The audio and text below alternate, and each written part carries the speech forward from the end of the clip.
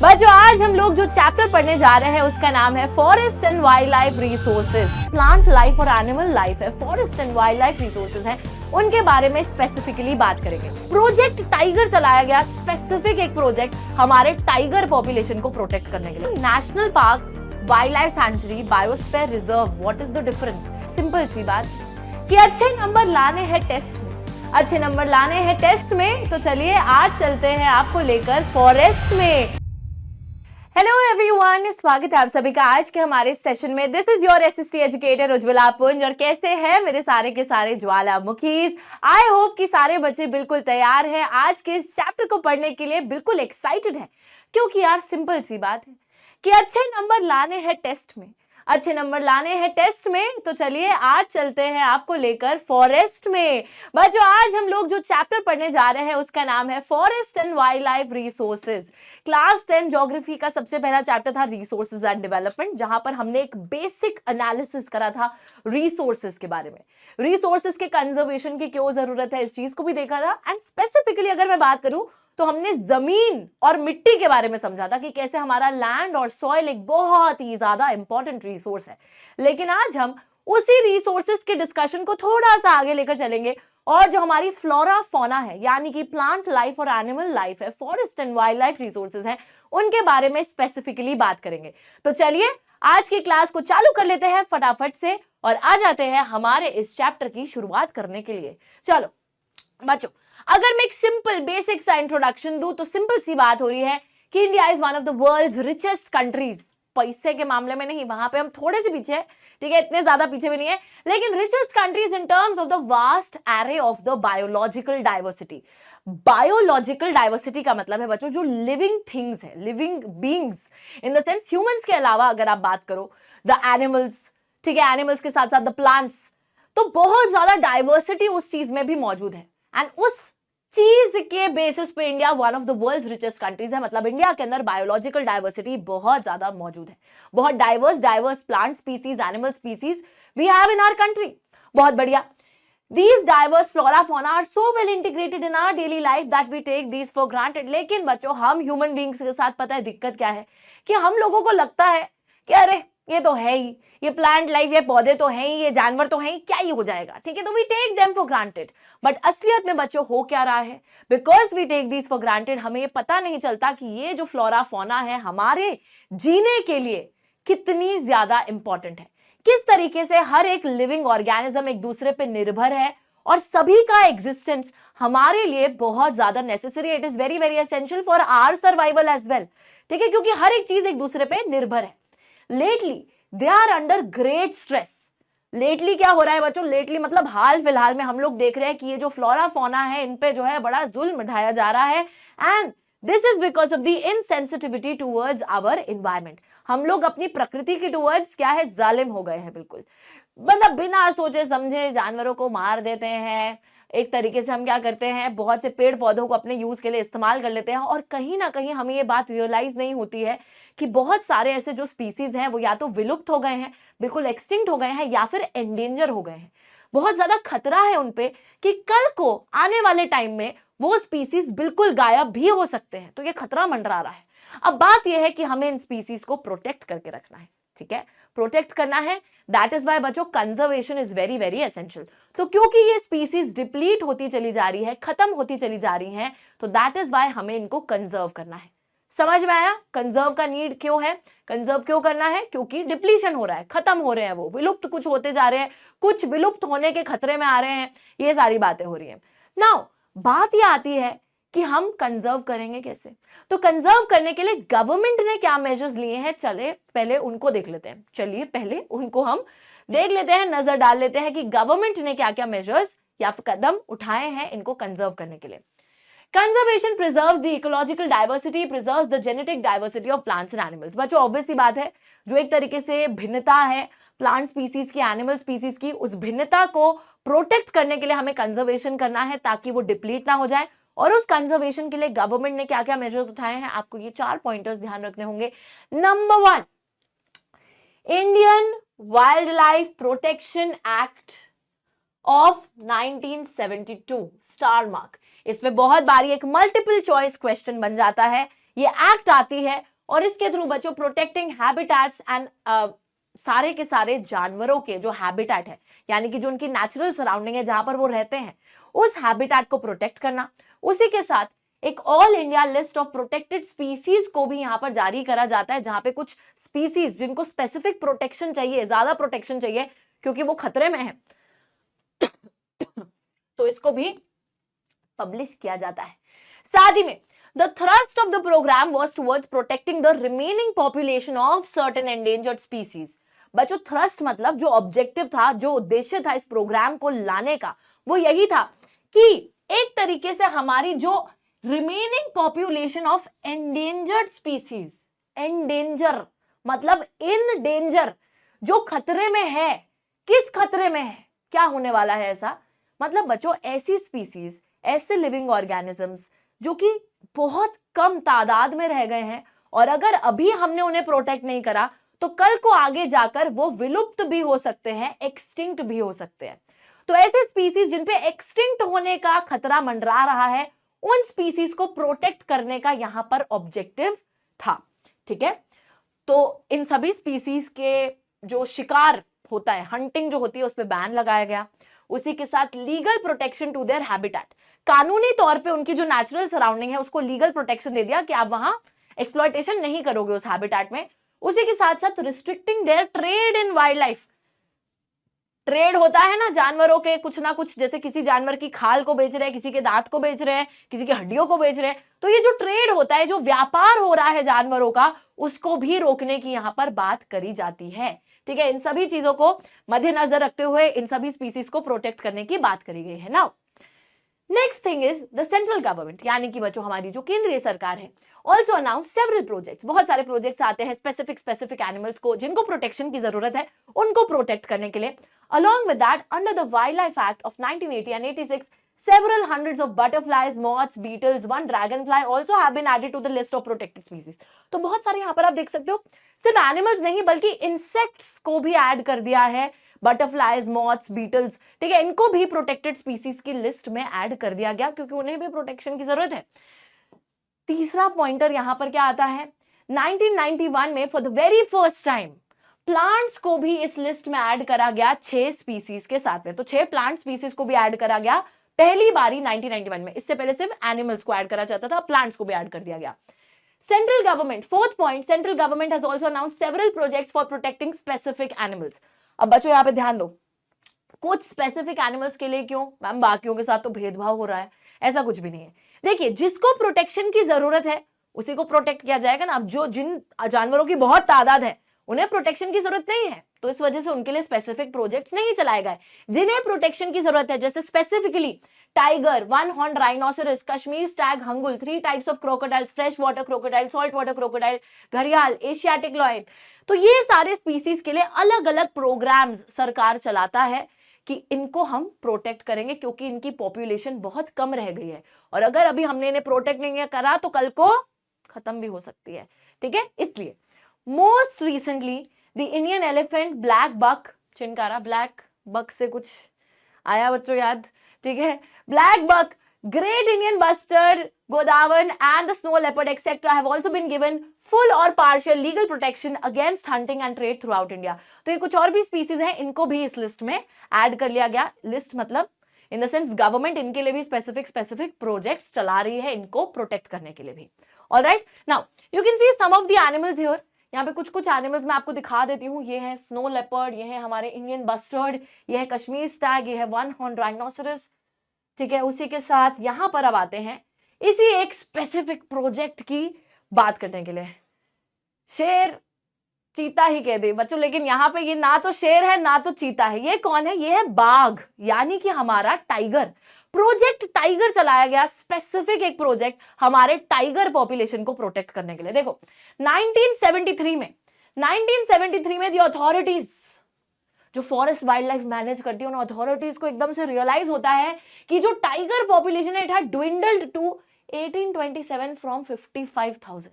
बच्चों एक समय पर ये टाइगर पॉपुलेशन 55,000 हुआ करती थी और कम होते होते कितनी रह गई? सिर्फ 1827 1827 पे आ गई।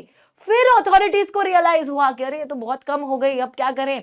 अब रीजन क्या थे, इतना ज्यादा मेजर डिक्लाइन इस पॉपुलेशन में क्यों आता है बच्चों? मतलब टाइगर से तो सब डरते हैं, एक था टाइगर, है ना, यहाँ पे वही रह गया। ऐसा ना हो कि एक ऐसा टाइम आ जाए कि हम बोले एक ही था टाइगर, एक ही रह गया है। तो यहाँ पे हुआ क्या, यहाँ पे basically there were many many reasons जिसकी वजह से ये टाइगर पॉपुलेशन खत्म खत्म खत्म होती जा रही थी। Reasons being poaching for trade. हम लोग देखते हैं बच्चों कि एक तरीके से जब आप कमर्शियल यूज के लिए क्या करते हो, शिकार करते हो जानवरों का, पोचिंग बोला जाता है उस चीज को, कि आप उनको बेच के पैसा कमाना चाहते हो, ठीक है। तो पोचिंग करी जा रही थी। श्रिंकिंग हैबिटेट, मतलब जिस जगह में टाइगर्स रहते हैं, जो हैबिटेट है उनका, वो फॉरेस्ट एरिया कम होता जा रहा है। Depletion of the prey based species. अब टाइगर बच्चों, क्या टाइगर की डाइट का राज अगर मैंने आपको बताया, तो टाइगर क्या खाता है, टाइगर खाता है दूसरे जानवरों को, है ना, छोटे छोटे जो जानवर होते हैं दूसरे। तो जो प्रे है जिसका वो शिकार करके टाइगर खाता है, वो भी पॉपुलेशन में कम हो रहे थे। तो भाई टाइगर अब डाइट पे चला गया है, तो कैसे सरवाइव करेगा, भूखे पेट, तो वो भी चीज हो रही थी। उसी के साथ ग्रोइंग ह्यूमन पॉपुलेशन। अब बच्चों हम ह्यूमन बींग्स का क्या है कि हमारी जब पॉपुलेशन बढ़ती है तो हम लोग ये नहीं देखते कि टाइगर कहाँ रह रहा है, एलिफेंट कहाँ रह रहा है, हम लोग अपने रहने के लिए जगह को एक्सपैंड करते चले जाते हैं। और इंसानों की जब पॉपुलेशन बढ़ती चली गई तो उन्होंने अपने घर बार बनाने के लिए फॉरेस्ट एरिया को भी जो है हटा दिया, अपने घर बार को बढ़ाए जा रहे हैं, सड़कें जो है खींचे जा रहे हैं इधर से उधर। तो जिसकी वजह से बच्चों टाइगर पॉपुलेशन को ये नुकसान झेलना पड़ा और उनकी पॉपुलेशन कम होती चली गई। टाइगर स्किन, टाइगर की जो खाल होती है और उनकी जो बोन्स होती है, उनकी जो हड्डियां होती हैं, उनका भी क्या करा जाता है, ट्रेड करा जाता है। तो टाइगर की खाल को बेचा जाता है, टाइगर की जो एक तरीके से बोन्स है उनका ट्रेडिशनल मेडिसिन में यूज होता है। तो इस वजह से भी टाइगर्स को मारा जा रहा था। All these were the reasons for the population जो कि बिल्कुल उनकी रिड्यूस हो चुकी थी। Since India and Nepal provide habitat to about 2/3 of the surviving tiger population in the world, these two nations became the prime targets for poaching and illegal trading. तो क्योंकि India और नेपाल दो ऐसे देश है बच्चों जहां पे वर्ल्ड के 2/3 टाइगर्स रहते हैं, इसी वजह से बहुत सारे लोग इंडिया और नेपाल में क्या कर रहे थे, आके इलीगल ट्रेडिंग कर रहे थे टाइगर्स के, और उसी के साथ पोचिंग कर रहे थे, ठीक है, वही कमर्शियल पर्पस के लिए उनको मार रहे थे, बेच रहे थे, ऑल दोस थिंग्स। खतरा तो हमने देख लिया, लेकिन फिर हमने किया क्या इस टाइगर पॉपुलेशन के लिए? डेफिनेटली बच्चों हमने प्रोजेक्ट टाइगर को लॉन्च करा। प्रोजेक्ट टाइगर का मतलब यही था कि हमें टाइगर पॉपुलेशन को बचाना है, नीड ऑफ द आवर है, क्योंकि फिर कहीं वही ना हो जाए कि एक था टाइगर, ठीक है ना। Project tiger well publicised wild life campaigns है, बहुत बड़ा चढ़ाकर इसको लॉन्च करा गया 1973 में। और हम लोग देखते हैं कि यहाँ पर कॉर्बेट नेशनल पार्क उत्तराखंड में, Sundarbans national park west Bengal में, बांधवगढ़ नेशनल पार्क मध्य प्रदेश में, Sariska wildlife sanctuary Rajasthan में, मानस टाइगर रिजर्व आसाम में और पेरियार टाइगर रिजर्व केरला के अंदर, ये सारे जो है बच्चों एक तरीके से टाइगर का जो हैबिटेट है उसको प्रोटेक्ट करने के लिए ये सारी जो कोशिशें हैं वो करी जाती हैं। टाइगर रिजर्व्स, हमारी वाइल्ड लाइफ सेंचुरीज, ठीक है, नेशनल पार्क्स, ये सब उनके लिए बनाए जाते हैं ताकि जो टाइगर्स है वो अपनी नेचुरल सराउंडिंग में आराम से जी सकें, रह सकें, उनको कोई एक तरीके से उन पे हंटिंग ना हो, उनका ट्रेड ना करा जाए, ये सारी चीजें रुक जाए और टाइगर पॉपुलेशन बढ़ती जाए, थोड़ा कम ना हो जाए। ओके, तो ये सारी कोशिशें यहाँ पर करी जाती हैं। अब यहाँ पर अगर मैं आपको इस पूरी चीज को सम अप करके बताऊं, सिंपल सी बात है, हमने एक चीज पढ़ी है कि हमारे पास इंडिया जो है वर्ल्ड की one of the richest countries मानी जाती है बायोलॉजिकल डाइवर्सिटी के टर्म्स में। मतलब इंडिया के अंदर बहुत सारे अलग अलग प्लांट एनिमल स्पीसीज तो मौजूद है, लेकिन बच्चों दिक्कत क्या हो रही है? दिक्कत ये हो रही है कि ये जो प्लांट एनिमल स्पीसीज है कंटिन्यूअसली ये डिक्लाइन होते चले जा रहे हैं, इनकी पॉपुलेशन कम होती चली जा रही है। बहुत सारे प्लांट एनिमल स्पीसीज क्या है, एंडेंजर हो चुके हैं, खतरे में आ गए हैं कि कल को वो खत्म ना हो जाए। तो यहां पर इसी वजह से हमारी जो गवर्नमेंट है उसने बहुत सारे स्टेप्स लिए हमारी इस पॉपुलेशन को प्रोटेक्ट करने के लिए। जैसे कि यहां पर हम देखते हैं एक रैपिड डिक्लाइन आ रहा था, तो गवर्नमेंट ने क्या क्या करा, हमारी वाइल्ड लाइफ प्रोटेक्शन एक्ट बोल लो, creation of national parks, wildlife sanctuaries, animal specific project, जो जो जानवरों पे खतरा ज्यादा है तो उनके लिए एनिमल स्पेसिफिक प्रोजेक्ट्स, उसी के साथ प्रोटेक्टेड स्पीसीज की लिस्ट जिसमें प्लांट्स को, इंसेक्ट्स को, सभी को ऐड करा जा रहा है उनको प्रोटेक्ट करने के लिए। अलॉन्ग विद दैट हम यहाँ पे ये भी देखते हैं कि project tiger is one of the specific projects जो कि चलाया गया था टाइगर पॉपुलेशन को कंजर्व करने के लिए, उनको प्रोटेक्ट करने के लिए। कब आया, ईयर याद रखेगा, 1973 में। रीजंस क्या क्या थे बता दिया है। डिक्लाइन के रीजंस थे कि उनको जो है बच्चों पोचिंग उनकी करी जा रही थी, उनके खाल का, उनके दांत नहीं, ठीक है, उनकी हड्डियों का ट्रेड करा जा रहा था, उनके हैबिटेट लॉस हो रहा था, जहां पर वो रहते हैं नेचुरल सराउंडिंग में वो खत्म होती जा रही थी जगह, ठीक है। तो ये सारी चीजें हो रही थी जिसकी वजह से हम लोग देखते हैं बच्चों की टाइगर पॉपुलेशन डिक्लाइन हो गई थी बहुत हद तक, और अब बचाना था, तो इसी वजह से हमने Corbett national park, Sundarbans, Bandhavgarh, Sariska, Periyar, Manas, ये सारे tiger reserves, national parks, wildlife sanctuaries, इनको क्रिएट करा हमारी टाइगर पॉपुलेशन को प्रिजर्व यानी कि प्रोटेक्ट करने के लिए, ठीक है। तो ये बात सभी को आई थिंक समझ में आई है, ठीक है जी, ऑल राइट। पर यहां पे मुझे पता है कि एक जो है ना दिक्कत हर बच्चे को हमेशा जो आती है कि मैम एक बात तो बताइए, क्या बात, कि ma'am national park, wildlife century, biosphere reserve, what is the difference. देखो नेशनल पार्क बच्चों एरिया का डिफरेंस होता है, नेशनल पार्क सबसे छोटा होगा, वाइल्ड लाइफ सेंचुरी उससे बड़ी होगी, और बायोस्फीयर रिजर्व जो है वो और बड़ा एरिया रहेगा, ठीक है, एरिया का डिफरेंस आता है। चलिए अब नेक्स्ट चीज पे आ जाते हैं। इससे पहले कि मैं आपको क्लासिफिकेशन ऑफ फॉरेस्ट पढ़ाऊं, लेट अस आल्सो सी कि लोगों ने बच्चों क्या क्या कोशिश करी है। हम जैसे लोग, आप जैसे, मेरे जैसे, हमारे जैसे, ठीक है, हम जैसे जो लोग हैं, हम लोगों ने क्या क्या कोशिश करी है कंजर्वेशन के लिए, हमने अपने फॉरेस्ट वाइल्ड लाइफ को कैसे कंजर्व करा है, let us check it out. चलो देखते हैं। सबसे पहले गाइस यहां पर बात हो रही है सरिस्का टाइगर रिजर्व, ठीक है, ये कहां पे है, राजस्थान में। Villagers have fought against mining by citing the wildlife protection act. तो यहां पे बच्चों जो गांव वाले लोग हैं उन्होंने यहां पे माइनिंग नहीं होने दी, उन्होंने बोला नहीं ये जो फॉरेस्ट एरिया है यहां पर हम माइनिंग नहीं होने देंगे, यानी कि यहां पर आप आके मिनरल्स को एक्सट्रैक्ट करने के लिए गड्ढे वड्ढे नहीं कर सकते हो, नहीं होने देंगे। और उन्होंने यहाँ पे वाइल्ड लाइफ प्रोटेक्शन एक्ट का सहारा लिया। तो उन्होंने एक तरीके से बच्चों क्या है, हैबिटेट को प्रोटेक्ट करा है फॉर द वाइल्ड लाइफ। उसी के साथ inhabitants of the 5 villages in the Alwar district of Rajasthan have declared 1200 hectares of the forest as the भैरोदेव दाकव sanctuary। तो बोला जा रहा है अलवर जो जिला है, यहाँ के 5 गांव के जो लोग हैं उन्होंने बच्चों राजस्थान के अंदर दे हैव डिक्लेयर्ड कि ये जो 1200 हेक्टेयर की जमीन है उसको उन्होंने खुद से नाम दे दिया कि एक सेंचुरी है, ठीक है। कौन सी सेंचुरी बना दी, Bhairodev Dakav sanctuary. And villagers came up with their own set of rules and regulations which do not allow hunting. और वहां पे उन्होंने खुद के जो है नियम कानून बना दिए कि यहाँ पे कोई शिकार नहीं कर सकता किसी जानवर वगैरह का, ठीक है, हंटिंग नहीं होगी।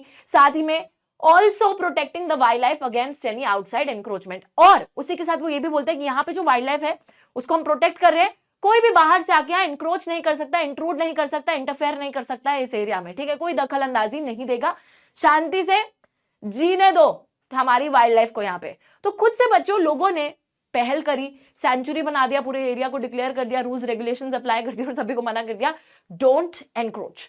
उसी के साथ हम देखते हैं वेरी फेमस, आई थिंक ये तो चीज सभी को पता होगी, the very famous Chipko movement.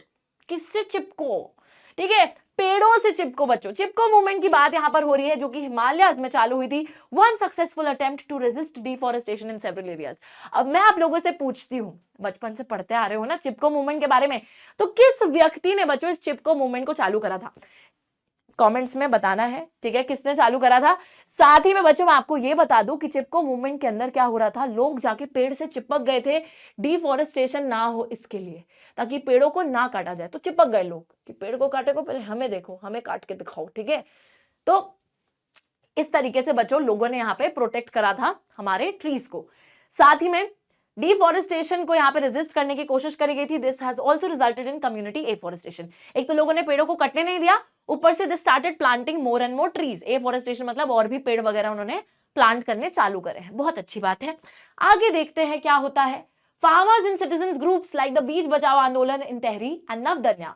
तो बीज बचाओ आंदोलन और यहाँ पे नवदन्या जो कि कुछ किसानों और लोगों के ग्रुप्स हैं, इन लोगों ने बच्चों क्या बोला है कि adequate levels of diversified crop production without the use of synthetical chemicals are possible and economically viable।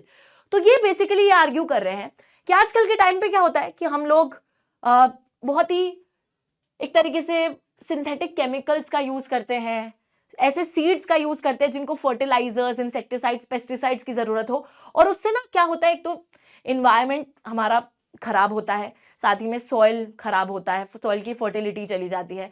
तो इन सब चीजों से बचने के लिए अगर हम ट्रेडिशनल सीड्स का ही इस्तेमाल करें और एक नेचुरल तरीके से खेती करें तो भी हम अलग अलग क्रॉप्स को प्रोड्यूस कर सकते हैं। हमें कोई नए साइंटिफिकली प्रोड्यूस सीड्स और फर्टिलाइजर और पेस्टिसाइड इन सब चीजों के इस्तेमाल की जरूरत नहीं है। हम ट्रेडिशनल सीड से भी अलग अलग क्रॉप्स को प्रोड्यूस कर सकते हैं, बेसिकली ये बात कर रहे हैं। उसी के साथ जॉइंट फॉरेस्ट मैनेजमेंट, ये बच्चों बहुत ज्यादा इंपॉर्टेंट है। अगेन यहां पर एक क्वेश्चन आया है, what is JFM and how does it work. बहुत बार ये सवाल पेपर में पूछा गया है, ध्यान से इसको मैंने स्टार मार्क इसलिए करा है, ध्यान से सुनिएगा। What is joint forest management, नाम से ही समझ में आ रहा है कि जॉइंट फॉरेस्ट मैनेजमेंट, फॉरेस्ट को आप मैनेज कर रहे हो लेकिन गवर्नमेंट और जो लोग हैं मिलकर फॉरेस्ट को मैनेज कर रहे हैं। एक बहुत अच्छा एग्जांपल है of involving local communities in the management restoration of the degraded forest. तो जो फॉरेस्ट एरिया बिल्कुल तबाह हो रहा है, मतलब बिल्कुल बेकार हो गया है, ठीक है, उस फॉरेस्ट एरिया को रिस्टोर करना, वापस से उसको ठीक करने में लोकल कम्युनिटीज, लोगों ने कैसे अपना जो है रोल प्ले करा है, उस चीज की यहां पर बात करी जा रही है। चलिए देखते हैं जेएफएम को अच्छे से। देखो this entire thing JFM, okay very good. देखिए, the programme has been in formal existence since 1988 when the state of Odisha passed the very first resolution for the joint forest management। सबसे पहले बच्चों जो रेजोल्यूशन है जेएफएम का ओडिशा ने पास करा था 1988 में। It depends upon the formation of local village institutions that undertake protection activities mostly on the degraded forest land managed by the forest department। तो बेसिकली गाइस जो फॉरेस्ट डिपार्टमेंट है उसके तहत जो फॉरेस्ट एरिया होता है उसी पे ही काम करने का जिम्मा कौन लेते हैं, लोकल फॉरेस्ट जो कम्युनिटीज है वो सरकार का साथ देते हैं कि हम इस डिग्रेडेड फॉरेस्ट एरिया को रिस्टोर करेंगे, इसको वापस से ठीक करेंगे इन रिटर्न। लेकिन बच्चों लोग अपनी साइड से जब ये काम कर रहे हैं तो उनको बदले में क्या मिल रहा है, तो in return members of these communities entitled to intermediary benefits like non timber forest produce।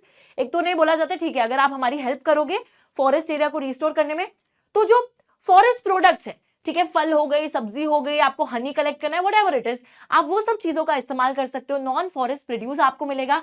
उसी के साथ साथ you will also get a share in the timber, जो टिम्बर लकड़ी होती है उसका भी आपको एक शेयर, एक हिस्सा आपको दिया जाएगा। तो नॉन टिम्बर, टिम्बर के अलावा जो बाकी चीजें हैं फॉरेस्ट के आप वो भी एक्सेस कर सकते हो, प्लस टिम्बर का भी आपको एक शेयर दिया जाएगा अगर आप हमारी इस चीज में मदद करोगे। तो यहाँ पे बच्चों सरकार बोल रही हूं, सरकार का ही एक तरीके से वो बोल सकते हैं, बट फॉरेस्ट डिपार्टमेंट गवर्नमेंट का हो गया और उसी के साथ जो लोकल कम्युनिटीज हैं दोनों साथ में मिलकर डिग्रेडेड फॉरेस्ट एरिया को ठीक करने की कोशिश कर रहे हैं, which is a very very good thing. Alright, तो ये बात बहुत ही क्लियर होनी चाहिए कि कम्युनिटी ने कैसे पार्टिसिपेट करा है। अब जरा फटाफट से आ जाते हैं ये छोटे से टॉपिक को देखने के लिए, जो कि है तो टॉपिक छोटा सा, लेकिन बच्चों हमेशा अगर इस चैप्टर से क्वेश्चन बनेगा तो इस टॉपिक से पक्का पक्का पक्का बनेगा, ठीक है, लिख लो इस चीज को, तभी मैंने यहाँ पे स्टार मार्क करा है। पहले मैं आपको बताती हूँ कि जितना हमारा इंडिया में फॉरेस्ट एरिया है, जंगल का जो इलाका है, अब उस जंगल के इलाके को हमने बांट रखा है, उसको मैनेज करने के लिए वी हैव डिस्ट्रीब्यूटेड इट। कैसे डिस्ट्रीब्यूट करा है वो बताती हूँ, लेकिन पहले एक इंट्रोडक्शन देखते हैं। Even if we want to conserve our vast forest wildlife resources, difficult to manage, control and regulate them. देखो हमारा बहुत सारा फॉरेस्ट वाइल्ड लाइफ रिसोर्स है, हमें अगर उन्हें बचा के रखना है, प्रोटेक्ट करना है, कंजर्व करना है, तो बहुत डिफिकल्ट हो जाता है कभी कभी उस एरिया को मैनेज करना, कंट्रोल करना, रेगुलेट करना। साथ ही में इंडिया में maximum forest wildlife resources या तो गवर्नमेंट द्वारा ओन मैनेज करे जाते हैं, गवर्नमेंट के फॉरेस्ट डिपार्टमेंट के थ्रू, या फिर गवर्नमेंट के दूसरे डिपार्टमेंट्स के थ्रू। तो मैक्सिमम जो फॉरेस्ट एरिया है वो सरकार के तहत आता है, सरकार अपने फॉरेस्ट डिपार्टमेंट या दूसरे डिपार्टमेंट्स के थ्रू ही उनको मैनेज करता है। कैसे मैनेज करता है मैं आपको बताती हूँ। 3 हिस्सों में बच्चों हमने इस फॉरेस्ट एरिया को डिवाइड करा है। क्वेश्चन क्या आता है ये वाला, what are the 3 main types of forest classified in India. किन 3 हिस्सों में आपने इस फॉरेस्ट एरिया को बांटा है, डिवाइड करा है, बताओ। 3 एरियाज हैं, रिजर्व्ड, प्रोटेक्टेड, अनक्लास्ड। रिजर्व्ड फॉरेस्ट बच्चों किसी चीज को रिजर्व कर दिया गया। कभी गए हो आप कहीं रेस्टोरेंट में जहां पर ऐसे किसी टेबल के ऊपर लिखा होता है रिजर्व्ड, मतलब किसी के लिए वो इतनी स्पेशल टेबल है कि किसी ने उसको बुकिंग करवा के रिजर्व कराया है। तो इस तरीके से ही बच्चों यहां पर वो फॉरेस्ट एरिया जहां सबसे ज्यादा वैल्यूएबल फॉरेस्ट प्रोडक्ट्स पाए जाते हैं, तो भाई यहां पे कोई दिक्कत नहीं आनी चाहिए, यहाँ का फॉरेस्ट प्रोडक्ट बहुत हमारे लिए वैल्यूएबल है, तो इस फॉरेस्ट प्रोडक्ट को नुकसान नहीं पहुंचना चाहिए। इसी वजह से उस एरिया को रिजर्व्ड फॉरेस्ट घोषित कर दिया गया है सरकार द्वारा। आधे से ज्यादा जो फॉरेस्ट एरिया है कंट्री का उसको रिजर्व फॉरेस्ट की तरह घोषित कर दिया गया है, regarded as the most valuable as far as conservation is concern. Simple आपको इतनी बात ध्यान रखनी है बच्चों कि ये जो एरिया है रिजर्व फॉरेस्ट एरिया, ये वो एरिया है जहां पे सबसे वैल्यूएबल फॉरेस्ट प्रोडक्ट्स पाए जाते हैं, इसलिए यहाँ पे कोई दखल नहीं देगा बाहर से, ठीक है, कोई एक्सप्लॉइट नहीं करेगा उस एरिया को। और आधे से ज्यादा मतलब लगभग 50% और उससे भी थोड़ा सा ज्यादा एरिया जो है वो हमने रिजर्व्ड फॉरेस्ट बना रखा है इंडिया में, ठीक है, it is regarded as the reserve forest. फिर आती है प्रोटेक्टेड फॉरेस्ट की बात। प्रोटेक्टेड फॉरेस्ट का मतलब होता है ऐसा एरिया जो बहुत, जहां लोगों ने शोषण कर दिया, फॉरेस्ट प्रोडक्ट्स को एक्सप्लॉइट कर डाला है, लेकिन अब उसे फर्दर डिप्लीशन से रोकना है। बहुत जाया हो चुका है वहां पे सामान, लेकिन उसे हम और भी ज्यादा जो है खराब नहीं होने दे सकते, डिप्लीट नहीं होने दे सकते, इसलिए अब हम उसे फर्दर डिप्लीशन से रोक रहे हैं। सिंपल सी बात है, 1/3 टोटल फॉरेस्ट एरिया का फॉरेस्ट डिपार्टमेंट द्वारा डिक्लेयर करा जाता है एज प्रोटेक्टेड फॉरेस्ट। इसका यह मतलब है कि this forest area is protected from any further depletion. Already बहुत खराब हो गया, अब और डिप्लीट ना हो और खराब ना हो वो एरिया, और वहां का जो फॉरेस्ट प्रोडक्ट है जाया ना हो, इसलिए अब उसको प्रोटेक्शन दे दी गई है। तो 1/3 फॉरेस्ट एरिया प्रोटेक्टेड फॉरेस्ट। तीसरा आता है अनक्लास्ड। ये अब जो बचा कुचा फॉरेस्ट एरिया जहां लोग एक्सेस कर सकते हैं, जो कि एक तरीके से फॉरेस्ट है, वेस्टलैंड है, गवर्नमेंट और प्राइवेट इंडिविजुअल्स कम्युनिटीज को बिलोंग करता हुआ, जहां आप इजिली एक्सेस कर सकते हो, ठीक है, you can collect the forest, produce all those areas, तो वो है अनक्लास्ड फॉरेस्ट। सिंपल है, ठीक है। एक और बारी रिपीट करते हैं, रिजर्व फॉरेस्ट वो सारा एरिया है जहां पर एक तरीके से मोस्ट वैल्यूएबल फॉरेस्ट प्रोडक्ट्स पाए जाते हैं और मोस्ट इंपॉर्टेंट फॉर कंजर्वेशन है, इसलिए वहां कोई दखल नहीं देगा। 50% के लगभग वो एरिया, फॉरेस्ट एरिया हमारे पास मौजूद है। फिर 1/3 फॉरेस्ट एरिया को हमने प्रोटेक्टेड फॉरेस्ट बना रखा है to protected from any further depletion, ताकि और खराब ना हो जाए वो एरिया, इसलिए अब उसको हम प्रोटेक्शन दे रहे हैं। 1/3 forest area is protected forest. बच गया है जो कि इंडिविजुअल्स कम्युनिटीज ओन कर रहे हैं, गवर्नमेंट ओन कर रहा है, जहां आप इजीली घुस सकते हो, एक्सेस कर सकते हो फॉरेस्ट प्रोडक्ट्स, वो है अनक्लास्ड फॉरेस्ट। नाउ यहां पे गाइस अब रिजर्व्ड और प्रोटेक्टेड मिलके बन जाता है परमानेंट फॉरेस्ट। याद रखिएगा, reserved plus protected forest area को हम लोग बुलाते हैं परमानेंट, ठीक है, क्योंकि ये वो फॉरेस्ट एरिया है जहां पर आप दखल नहीं दे सकते, जहां पर आप रिसोर्सेस को एक्सप्लॉइट नहीं कर सकते, ठीक है, तो दैट इज परमानेंट फॉरेस्ट। दोनों को मिलकर परमानेंट फॉरेस्ट बोला जाएगा। एमपी के अंदर, मध्य प्रदेश के अंदर जो टोटल फॉरेस्ट एरिया है उसमें से 75% forest area permanent forest area है, मतलब रिजर्व प्लस प्रोटेक्टेड है। और बच्चों, MP is the largest state which is under permanent forest, मतलब किसी और भारत के राज्य में इतना ज्यादा एरिया परमानेंट फॉरेस्ट का नहीं है, एमपी के अंदर सबसे ज्यादा एरिया परमानेंट फॉरेस्ट का मौजूद है, which is 75% of its total forest area. याद रख लेना, बहुत बारी ये सवाल जो है मल्टीपल चॉइस क्वेश्चन में आ जाता है, it is one of the favourite questions that is asked in the multiple choice question. Okay, चलिए अब बाकी और भी, ये तो मतलब जनरल नॉलेज के लिए है। जम्मू कश्मीर, आंध्र प्रदेश, उत्तराखंड, केरला, तमिलनाडु, वेस्ट बंगाल, महाराष्ट्र, यहाँ पर रिजर्व फॉरेस्ट एरिया बहुत ज्यादा है। बिहार, हरियाणा, पंजाब, हिमाचल प्रदेश, ओडिशा, राजस्थान में प्रोटेक्टेड फॉरेस्ट एरिया ज्यादा है। और नॉर्थ ईस्टर्न स्टेट्स और गुजरात के कुछ हिस्सों की बात करें तो यहाँ पे अनक्लास्ड फॉरेस्ट एरिया बहुत ज्यादा मौजूद है, ठीक है। तो ये बताया गया है कि कुछ कुछ मतलब किन किन स्टेट्स में किस तरीके का फॉरेस्ट एरिया ज्यादा देखने को मिलता है।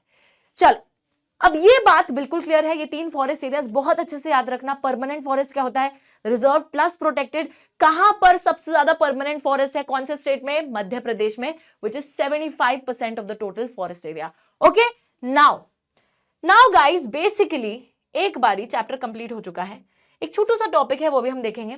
चैप्टर कंप्लीट हो गया है, इतू सा ही चैप्टर है ये। एक बारी रिवाइज कर लेते हैं कि हमने यहाँ पे बात क्या करी है। देखो, हमने कम्युनिटी कंजर्वेशन की बात करी थी। We saw a lot of things, कैसे हमारी जो लोकल कम्युनिटीज हैं, लोकल जो समुदाय हैं, वो कैसे कंजर्वेशन में अपनी कोशिश कर रहे हैं, अपनी तरफ से योगदान दे रहे हैं। यहाँ पे हमने देखा सरिस्का के अंदर जो विलेजर्स हैं वो बेसिकली वहां पर बोल रहे हैं कि इस फॉरेस्ट एरिया के अंदर माइनिंग नहीं होगी, ठीक है, लोग आके इसको एक्सप्लॉइट नहीं कर सकते, मिनरल्स वगैरह एक्सट्रैक्ट नहीं कर सकते। इसी के साथ भैरवदेव, डाकव सेंचुरी के अंदर जो विलेजर्स हैं वो बेसिकली उन्होंने खुद से अपने रूल्स रेगुलेशंस बना लिए कि ये पूरा एरिया जो है सेंचुरी है, यहाँ पर आउटसाइड इंक्रोचमेंट नहीं होगा, आउटसाइड दखलंदाजी नहीं होगी, किसी की भी एक्सप्लॉइटेशन नहीं होगा। खुद के रूल्स रेगुलेशंस बना लिए कंजर्वेशन के लिए। बीज बचाओ आंदोलन और नवधान्या की जब मैं बात करती हूँ तो यहाँ पे बात होती है कि ट्रेडिशनल सीड से भी क्रॉप प्रोडक्शन डाइवर्सिफाई हो सकता है। उसी के साथ चिपको मूवमेंट, हक कर लिया ट्रीज को कि कटने नहीं देंगे। उसके बाद जेएफएम की बात करी तो जेएफएम के अंदर गवर्नमेंट प्लस जो लोकल कम्युनिटीज हैं, बहुत इंपॉर्टेंट है guys, this is very very important, ठीक है। Government plus local communities degraded forest को प्रोटेक्ट कर रहे हैं, कम्युनिटी को नॉन टिम्बर फॉरेस्ट प्रोड्यूस और टिम्बर में भी शेयर मिलता है। प्लस यहां पर हमने बात करी types of forest, 3 types of forest, reserved, protected, अनक्लास्ड। Reserve forest area most valuable 50% of the forest area, protected forest area protected from further depletion 1/3 of the forest area, अनक्लास्ड forest area वो forest area जहां पर जो local communities या फिर government द्वारा owned है, जहां आप एक्सेस कर सकते हो उस फॉरेस्ट एरिया का, तो that is अनक्लास्ड। Now chapter is over. Small topic, ma'am को खांसी है हल्की सी, कोई बात नहीं, ठीक है। सेक्रेड ग्रोव्स, बच्चों हमारी ना कंट्री में हम लोग नेचर वर्शिप का एक ट्रेडिशन है, प्रकृति की पूजा करते हैं हम लोग। जैसे आप देखो नेचर वर्शिप एक एज ओल्ड ट्राइबल बिलीफ है, तो ट्राइबल लोग तो बहुत पहले से प्रकृति की पूजा करते चले आ रहे हैं और वो ये मानते हैं कि all creations of nature have to be protected, और वो ऐसा मानते हैं कि जो प्रकृति में जितनी चीजें क्रिएटेड है उनको प्रोटेक्ट करना हमारा काम है। इन सभी बिलीफ, ये जो विश्वास है लोगों का, इन सभी चीजों की वजह से several virgin forest have been preserved in the pristine form, जिनको हम सेक्रेड ग्रोव बोलते हैं। तो बच्चों ये जो लोगों के विश्वास है ना, बिलीव है कि हमें नेचर को प्रिजर्व करना है, इस वजह से आज तक बहुत सारा ऐसा फॉरेस्ट एरिया है जो कि वर्जिन फॉरेस्ट है, मतलब विच इज अनटच्ड, जहां लोगों ने बिल्कुल एक्सप्लॉइट नहीं करा, बिकॉज करने नहीं देते एक्सप्लॉइट, ऐसा मानते हैं कि इस एरिया को तो हम प्रोटेक्ट कर रहे हैं, तो दैट इज लेफ्ट अनटच्ड, और उसी एरिया को सेक्रेड ग्रोव बोला जाता है। नाउ मतलब कि the forest of God and goddesses, कि ये वो फॉरेस्ट एरिया है जो भगवान का फॉरेस्ट एरिया है, तो यहाँ पर आप कुछ भी एक्सप्लॉइटेशन नहीं कर सकते। तो चलो अच्छा है, लोगों के इसी विश्वास ने एटलीस्ट उस फॉरेस्ट एरिया को प्रोटेक्ट करके रखा है। साथ ही में okay, they are left untouched by the local people, any interference with them is banned. तो लोकल लोग भी वहां पे उस फॉरेस्ट एरिया में कुछ एक्सप्लॉइटेशन नहीं करते, प्लस उस एरिया के साथ कोई भी इंटरफेरेंस भी नहीं हो सकती, छेड़खानी नहीं होगी, ठीक है। साथ ही में certain societies revere a particular tree. अब ये देखो कुछ कुछ चीजें यहाँ पे बताई जा रही हैं, जैसे मुंडास एंड संथल ऑफ छोटा नागपुर रीजन, तो ये कुछ ट्राइब्स हैं जो कि महुआ को वर्शिप करते हैं, पूजा करते हैं, कदम्बा ट्रीज, महुआ ट्रीज की पूजा करते हैं। साथ ही में ट्राइबल्स ऑफ ओडिशा बिहार, ये लोग टैमरिंड जो इमली का पेड़ होता है, मैंगो आम का पेड़, इनकी जो है पूजा करी जाती है शादी के दौरान। उसी के साथ हम बहुत सारे लोग हैं पीपल और बैनियन ट्रीज को सेक्रेड मानते हैं, पूजनीय मानते हैं पीपल बैनियन ट्रीज को। उसी के साथ इंडियन सोसाइटी में बहुत सारे ऐसे कल्चर्स हैं, अपने ट्रेडिशंस हैं। तो यहाँ पे आप देख सकते हो बच्चों, बहुत बारी नदियों को पूजना, उसी के साथ पहाड़ों को, प्लांट्स, एनिमल्स, तो because we worship these things, इस वजह से हम उन्हें प्रोटेक्ट भी करके रखते हैं। बहुत सारे मैकैक्स, लंगूर्स आपको टेंपल्स के आसपास दिख जाएंगे, they are fed daily, treated as a part of the temple devotees, ठीक है। बहुत सारे मैकैक्स, लंगूर्स टेंपल्स के अराउंड दिखते हैं, तो उनको लोग जो है फीड भी करते हैं। साथ ही में उनको जो है टेंपल डिवोटीज, एक भक्त की तरह ही देखा जाता है उनको। एंड बिश्नोई विलेजेस के आसपास राजस्थान में हर्ड्स ऑफ ब्लैक बक, जब जब ब्लैक बक का मैं नाम लेती हूँ मुझे डर लगता है। ब्लैक बक को यहाँ पे बच्चों क्या है, पूजनीय माना जाता है। नील गाय, पिकॉक्स एक इंटेग्रल पार्ट कम्युनिटी का माना जाता है, no one can harm them. तो यहाँ पर बिश्नोईज और blackbuck, everybody knows what I'm talking about. Let's end the session बच्चों with this discussion, और इसी के साथ ही हमारी आज की क्लास हो जाती है समाप्त। I will see you guys with a new chapter in the next class, and ये चैप्टर बहुत छोटा सा प्यारा सा चैप्टर है गाइस।